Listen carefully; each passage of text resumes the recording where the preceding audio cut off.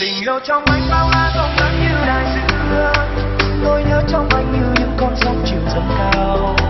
Đêm nay bầu trời lấp lánh nhưng vì sao như muốn thả sang hình bóng em trong đêm. Anh luôn mong ước hạnh phúc sẽ mãi không đổi thay, dẫn lối cho anh và em sẽ mãi được bên nhau. Chờ anh nhé em xin hãy giữ vững một niềm tin, thời gian sẽ chứng minh đôi ta bên nhau.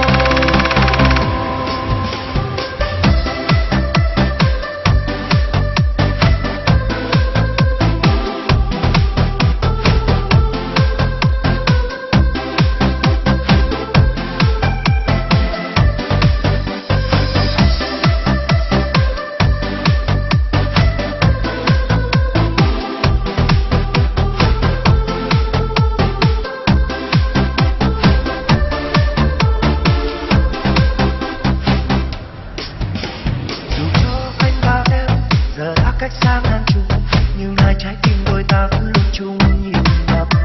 Dù cho có những khoảng cách, dẫu có xa nhau thế nào thì anh vẫn luôn nghĩ về em.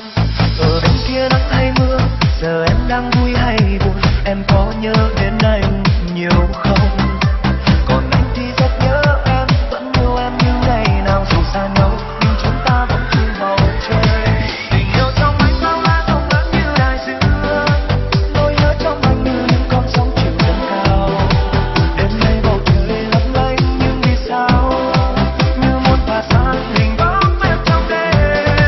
Anh luôn mong ước hạnh phúc sẽ mãi không đổi thay, dẫn lối cho anh và em sẽ mãi được bên nhau.